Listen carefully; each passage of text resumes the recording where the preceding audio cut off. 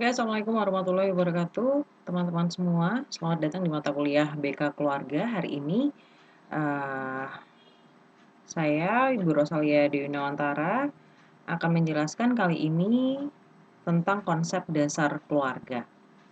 Oke, teman-teman, konsep dasar keluarga kita mulai dari gambar covernya, yaitu sosok keluarga yang paling populer ya di Indonesia, yaitu keluarga Cemara. Nah, film Keluarga Cemara atau sinetron Keluarga Cemara ini juga mungkin ada yang sempat mengikuti atau mungkin sudah tidak pada zamannya, tapi mungkin sudah pernah mendengar ya bahwa sinetron atau film ini memang sangat berkesan, utamanya dalam mencerminkan atau menggambarkan sebuah keluarga. Oke, barangkali kita bisa flashback. Nanti juga kita mungkin akan ada tugas untuk mencermati film ini.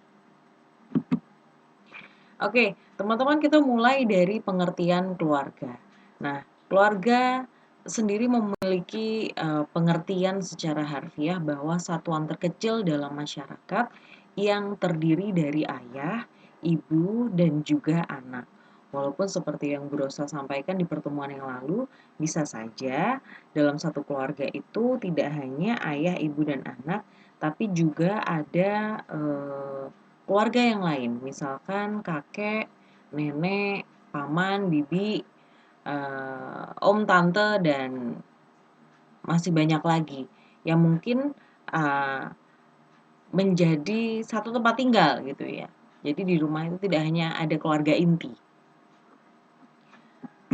Oke, nah ini adalah gambaran keluarga seperti yang Bu Rosa sampaikan tadi bahwa ternyata tidak hanya keluarga inti, ayah, ibu, dan anak, tetapi juga gambaran keluarga sebetulnya banyak sekali. Nah, secara umum keluarga terdiri dari anak-anak, remaja, orang tua, dan mungkin juga kakek nenek.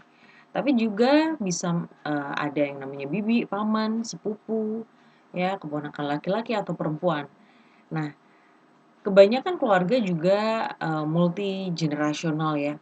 Multigenerasional itu maksudnya adalah yaitu tadi, sehingga tidak hanya ayah dan ibu yang berbeda generasi dengan anak, tetapi bisa jadi juga sudah ada kakek dan nenek yang berbeda generasi lagi dengan orang tua kita. Seperti itu. Lalu sejumlah keluarga meliputi para anggota yang bukan saudara-saudara, tetapi orang yang memiliki hubungan erat dengan para anggota keluarga. Nah, bisa jadi yang dinamakan keluarga bukan saudara-saudara atau mungkin uh, saudara yang sudah dianggap dekat gitu ya, walaupun bukan kandung. Nah, ini teman-teman. Kalau tadi gambaran tentang keluarga, yang ini adalah bentuk-bentuk keluarga. Nah, keluarga itu dibentuk atau dikategorikan menjadi tiga, yaitu keluarga inti terbatas, dan keluarga luas atau extended family. Jadi keluarga inti seperti yang tadi Bu Rosa jelaskan bahwa ada bapak, ibu, anak-anak, atau mungkin hanya ibu atau bapak, lalu nenek dan juga kakek. Kalau keluarga inti terbatas itu isinya hanya ayah, nah, dan anak-anak atau ibu dan anak-anak. Jadi mungkin memang terbatas ya, maksudnya tidak lengkap ada ayah dan ibu, tapi ayah dan anak-anak dan ibu dan anak-anak. Lalu yang ketiga adalah keluarga luas atau extended family. Extended family itu cukup banyak ragamnya di dalam keluarga. Jadi ada yang namanya nenek yang masih hidup dengan cucu yang masih sekolah. Misalkan mungkin si cucu ini diasuh oleh neneknya gitu ya. Atau nenek dengan cucu yang akhirnya istri dan anak-anaknya juga ikut hidup di situ. Jadi semakin banyak orang yang hidup dalam satu keluarga itu namanya extended family. Nah, kalau teman-teman bagaimana? Apakah teman-teman termasuk keluarga inti saja atau keluarga inti terbatas atau keluarga luas? Nah, mungkin nanti itu bisa disampaikan di pertemuan selanjutnya kita akan berbagi cerita bagaimana bentuk-bentuk keluarga kita gitu ya. Lalu teman-teman selanjutnya adalah fungsi-fungsi keluarga. Ini Bu Rosa ambil dari Mufidah tahun 2012 bahwa fungsi-fungsinya itu banyak sekali. Ada fungsi biologis ya, ada fungsi edukatif, ada fungsi religius, fungsi sosialisasi, fungsi protektif, fungsi ekonomis, bahkan fungsi rekreatif. Nah, fungsi rekreatif ini kaitannya dengan kesenangan, dengan hal yang bersifat menghibur ya. Oke, kita akan lihat satu persatu apa sih sebetulnya penjelasan dari masing-masing fungsi ini. Bu Rosa memberikan stiker-stiker ini ya untuk menunjukkan bahwa sebetulnya memang keluarga juga tempat kita untuk mendapatkan cinta dan kasih sayang.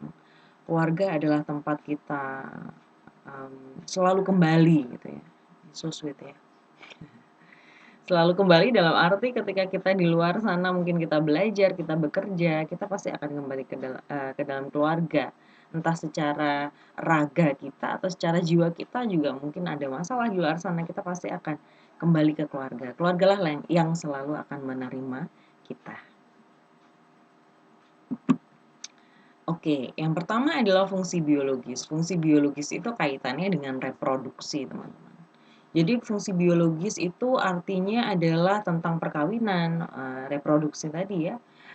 Tujuannya adalah memang untuk memperoleh keturunan. Sehingga ketika kedua orang menikah, itu mereka pasti punya visi dan misi untuk beberapa pasangan ya. Saya tidak bisa katakan semua pasangan menikah untuk ingin punya anak, tapi kebanyakan pasangan menikah ingin mendapatkan keturunan. Walaupun ada beberapa pasangan yang mungkin memang tidak ingin memiliki anak atau free child gitu ya.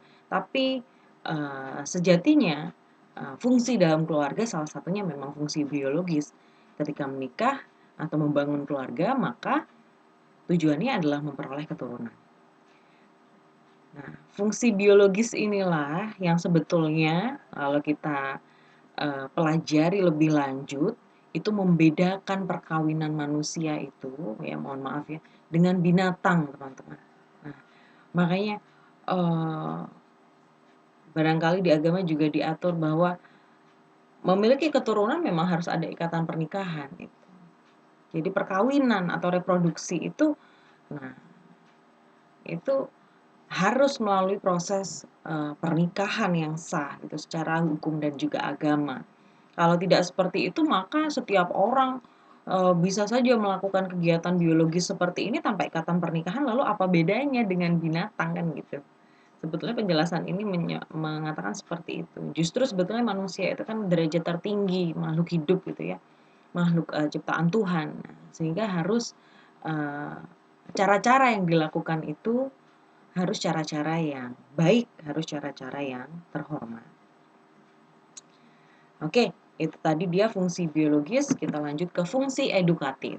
Nah, ada yang bilang bahwa keluarga itu adalah lingkungan pertama bagi anak, lingkungan pendidikan bagi anak, bahwa ibu itu juga madrasah pertama bagi anaknya. Nah, ini juga kaitannya dengan fungsi edukatif, yaitu keluarga merupakan sarana pendidikan bagi semua anggotanya.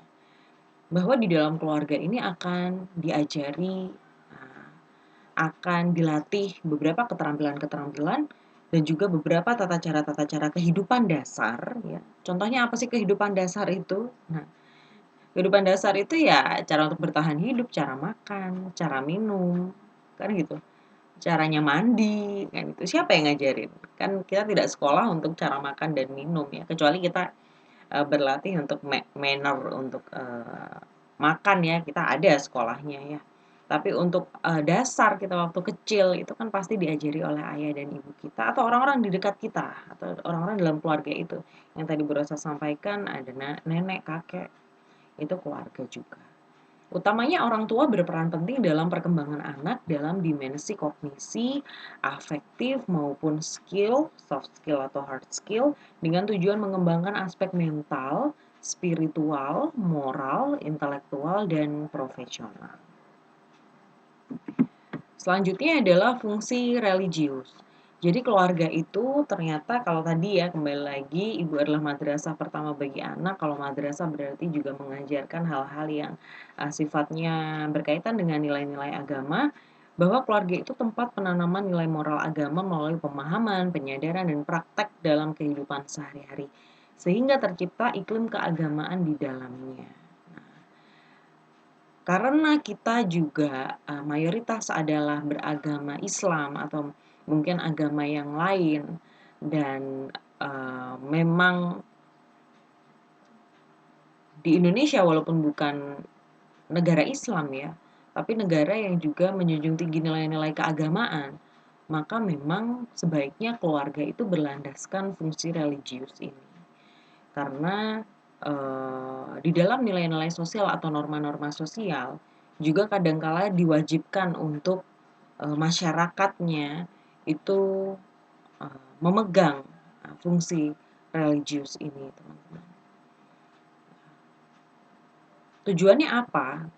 Agar perilaku yang ada di masyarakat itu bisa lebih terkendali ketika seseorang itu punya fungsi religius yang baik di dalam dirinya gitu ya. Memiliki iman yang baik gitu. Sehingga ketika memiliki keteguhan hati, kepercayaan terhadap Tuhan, bahwa konklusinya adalah perilaku yang ditunjukkan itu akan mudah diterima.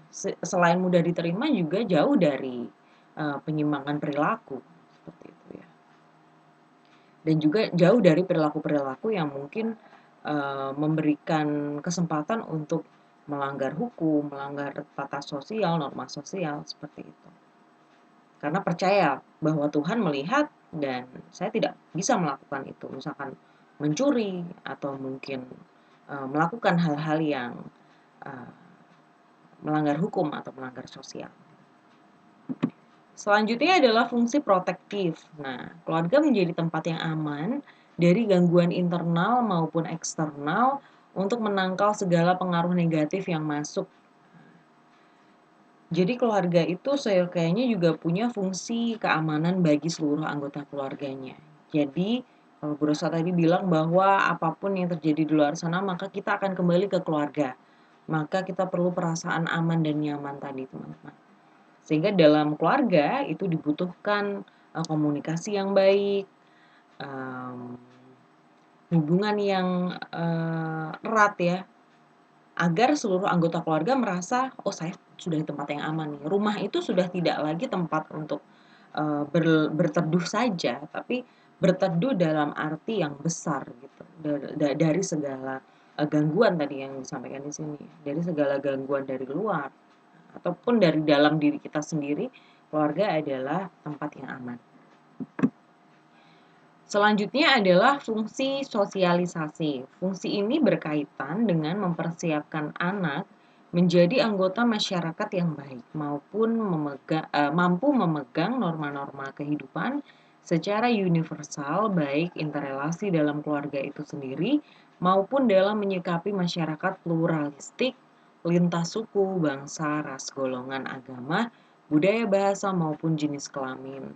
Nah, keluarga juga diharapkan ya bisa mempersiapkan anggota keluarganya menjadi anggota masyarakat yang baik. Tidak hanya dapat berkomunikasi dengan baik di dalam keluarga, tapi juga di luar keluarga. Dengan tetangga, dengan orang-orang terdekat di samping kanan kiri rumah, juga harus kenal, juga harus bisa berkomunikasi dengan baik. Jadi kalau lewat di depannya, kalau bisa disapa pun juga dengan baik. Nah, hal-hal seperti itu menjadi bekal yang sangat penting ya teman-teman. Sehingga nggak masalah tetangga juga kadang ketemu kadang enggak. Nah, sebetulnya intinya bukan pada tetangga itu secara khusus, tapi bagaimana attitude atau sikap kita terbiasa dalam memperlakukan orang lain. Kalau ada orang lain lewat, maka kita bisa menyapa, mari, atau silahkan. Nah, memberikan senyuman, memberikan wajah yang ramah, itu adalah sikap-sikap atau attitude yang dibutuhkan dalam masyarakat. Kalau misalkan kita terbiasa untuk tidak peduli atau apatis terhadap hal-hal yang terjadi di sekitar kita, misalkan tetangga kita minta tolong lalu kita apa urusannya dengan saya? Nah, itu akan terbawa dimanapun kita berada, termasuk nanti kita di tempat kerja, di tempat kuliah, itu akan terlihat bagaimana sikap kita. Karena sikap kita sebetulnya yang kita bawa sehari-hari itu ya sikap kita yang kita pelajari juga di rumah. Nah, sehingga hal-hal yang kaitannya dengan sosialisasi ketika tidak berfungsi dengan baik pasti akan sangat berpengaruh pada bidang-bidang pekerjaan, bidang-bidang, kegiatan kita sehari-hari termasuk kuliah di dalamnya. Diajak kelompokkan oleh temannya untuk mengerjakan tugas, "Ah, gampang lah," atau, "Aku kerjakan sendiri aja lah di rumah." Nah, itu juga tidak baik. Nah, tidak pas ya, sehingga perlu adanya kita untuk punya rasa sosialisasi atau fungsi sosialisasi ini bisa berjalan dengan baik. Lalu selanjutnya adalah fungsi rekreatif. Ini yang Bu Rosa tadi bilang bahwa keluarga itu merupakan tempat yang dapat memberikan kesejukan dan melepas lelah dari seluruh aktivitas masing-masing anggota keluarganya. Seyogyanya sebetulnya keluarga itu bisa memberikan ketenangan, kenyamanan, kesenangan. Nah, tidak lantas keluarga itu membuat kita justru semakin sedih, semakin terbebani, semakin merasa tidak betah di rumah. Nah, seharusnya fungsi rekreatif itu ada di dalam suatu keluarga. Sehingga kita lelah bekerja, kita pulang ke rumah kita senang. Kita habis selesai kuliah, capek banyak tugas, kita pulang ke rumah senang lihat bapak ibu kita atau mungkin dimasakan hal-hal dimasakan masakan yang enak oleh ibu kita atau mungkin dimasakan masakan favorit kita. Nah, ini bukan dalam konteks harta ya. Jadi, ya di rumah karena sederhana, biasa saja. Tidak, kan semua keadaan itu, tergantung bagaimana memang kondisi di dalamnya kan gitu. Mau rumahnya besar, mau rumahnya kecil, rumah besar pun kadangkala ada orang yang merasa tetap kosong, tetap sendiri, tetap tidak bermakna hidupnya. Karena di dalamnya tidak tumbuh fungsi-fungsi itu tadi. Tapi di rumah yang sederhana mungkin justru selalu guyup, selalu rukun, selalu saling menanyakan kabar. Nah, itulah hal-hal yang diharapkan dalam keluarga. Oke, ini adalah fungsi yang terakhir yaitu fungsi rekreatif, teman-teman. Oh, ternyata masih ada fungsi yang lain. Bahkan ada dari Geldart juga. Oke. Yang selanjutnya adalah fungsi ekonomis ya. Karena tadi waktu di kotak-kotaknya tadi saya kira rekreatif terakhir. Ada fungsi ekonomis. Kalau fungsi ekonomis kaitannya juga dengan keuangan ya. Sehingga memang keluarga itu ada aktivitas di dalamnya termasuk dalam mencari nafkah ya, atau membuat usaha, bekerja. Ada perencanaan anggaran, pengelolaan, dan bagaimana memanfaatkan sumber-sumber penghasilan yang didapatkan oleh pencari nafkah yang ada di dalam keluarga. Ayah saya kok malah tidak bekerja, Bu. Mungkin ibu saya yang bekerja. Itu pun tidak masalah gitu. Semuanya itu tergantung pada eh, kesepakatan dalam keluarga itu. Misalkan memang ibu bekerja, oke, berarti ayah memang mengatur segala sesuatu yang di rumah. Atau sebaliknya, seperti yang biasanya ayah bekerja, ibu di rumah. Nah, tapi kan tidak lumrah, Bu. Tidak masalah. Sebetulnya lumrah atau tidak itu kan norma sosial tuh. Kadang-kadang kalau kita norma sosial itu dalam arti itu sebetulnya ya tuntutan gender ya. Gender itu kan berarti tugas laki-laki atau perempuan yang disesuaikan dengan tuntutan sosial di masyarakat. Tapi kalau misalkan keadaannya memang seperti itu pun tidak masalah, apalagi kedua belah pihak tidak masalah. Ibu sangat tidak masalah. Ayah di rumah saja mungkin menemani anak-anak supaya anak-anak tetap ada dalam pantauan orang tua, tidak dalam pantauan pembantunya kan gitu. Atau mungkin sebaliknya ibu di rumah aja ya, jangan bekerja. Itu juga boleh. Setiap keluarga berbeda, teman-teman. Tidak harus keluarga itu secara pakemnya ayah yang bekerja, ibu harus di rumah. Ibu kalau bekerja berarti ibunya durhaka, enggak seperti itu. Keluarga itu bermacam-macam sekali. Dan itu tidak masalah. Kalau misalkan teman-teman sekarang dalam situasi seperti itu sangat tidak masalah. Yang penting keluarganya tetap rukun, tetap harmonis, ya. Setiap keluarga menjalankan kehidupan keluarganya masing-masing. Tidak akan pernah ada yang sama, gitu ya. Jadi kalau gambaran keluarga secara utuh, secara ideal itu adalah ayah, ibu, dua anak laki-laki perempuan, nah saling menyapa setiap hari. Pada kenyataannya juga tidak seperti itu setiap hari, setiap anggota keluarga punya masalah di mana mungkin ayah kadang marah-marah, ibu juga marah-marah. Nah, itu adalah hal yang normal. Jadi kalau sekarang ini teman-teman merasakan hal tersebut, itu tidak masalah, teman-teman. Itu hanya fase ya, pasti itu akan berlalu. Oke. Kalau menurut Geldar, fungsi keluarga itu adalah sebuah sistem sosial untuk memenuhi kebutuhan para anggotanya. Lalu keluarga merupakan suatu lingkungan yang cocok untuk reproduksi dan pengasuhan anak. Lalu keluarga merupakan suatu media interaksi dengan komunitas yang lebih luas menuju perwujudan kesejahteraan sosial secara umum. Ini hampir sama dengan yang tadi ya. Ini menurut suami istri Geldar dan Geldar. Ini suami istri ya. Jadi nama belakangnya sama. Oke teman-teman, itulah materi pertemuan hari ini. Sekarang, Bu Rosa ingin tahu, coba ceritakan secara singkat tentang keluarga teman-teman. Dari struktur keluarga, peran, kebiasaan nilai yang dianut, bahasa, bagaimana memaknai waktu, kedekatan, dan pengambilan keputusan. Oke, terima kasih atas perhatiannya. Semoga kita sehat selalu dan juga selalu dalam lindungan Tuhan Yang Maha Esa. Wassalamualaikum warahmatullahi wabarakatuh.